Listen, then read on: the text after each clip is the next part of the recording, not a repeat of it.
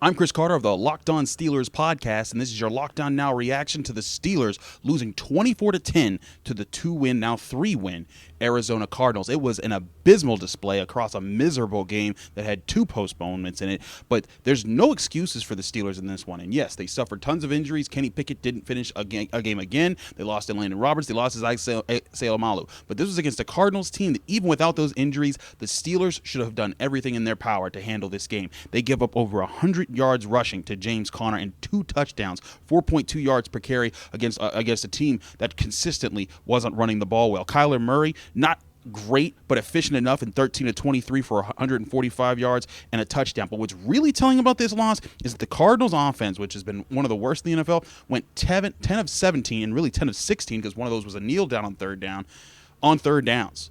And that's abysmal. Against a team like the Steelers defense that had been top 5 going into this game, this was supposed to be a game the Steelers defense made not matter. You allow 24 points to this team, and that puts you in a tough spot. And you point to this, and a lot of this points right to Mike Tomlin and coaching. The Steelers came out early on. They seemed to have a plan of attack. They threw the ball well, moved the ball down the field, Kenny Pickett was able to find some open guys, got into field goal or got into the red zone, but then stalled due to a bad snap. Mason Cole continues to be a problem on the Steelers' offensive line, and it's now not just blocking but snapping that's coming into question for him, and that may become a bigger problem as the year goes on. Kenny Pickett leaving the game in a walking boot after he tried to score a touchdown and came up just a yard short, and then a play later the Steelers give the ball to Najee Harris, and he can't get any push from the offensive line and gets stuffed at the 1-yard line.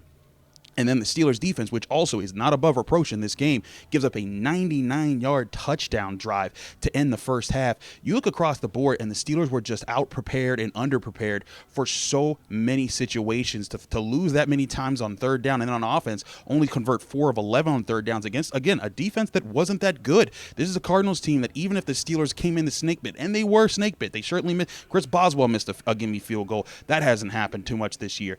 But to have all that happen, and then even guys like Miles Killebrew with 3 special teams penalties, a guy who's been an ace for you, this shows a problem for the Steelers right now. And that was a game that now they drop, instead of advancing to 8-4, they're 7-5, and they're tied with the Indianapolis Colts, and they have the Indianapolis Colts on the road in 2 weeks. And if they play like this, they're going to find themselves instead of a division race, into a position where they could be looking at missing the playoffs. There's a lot of things to break down about this game. Whether it was the poor pace of the offense that just looked offbeat all the time. And again, Matt Canada's gone now, so we can't put that all on him. The run game at times looked like it was working, and then all of a sudden it wasn't at times. Mitch Trubisky came in, did as well as he could in certain spots. I think he was padded his stats a little bit at the end when the Cardinals backed off because they had such a big lead. But the bottom line is you need more from your offense in this game to help them out, and you needed more from your defense too. There wasn't one part of the Steelers in that game that looked like it was sufficient. Maybe guys like Alex Highsmith, who had a sack and a half in this game, and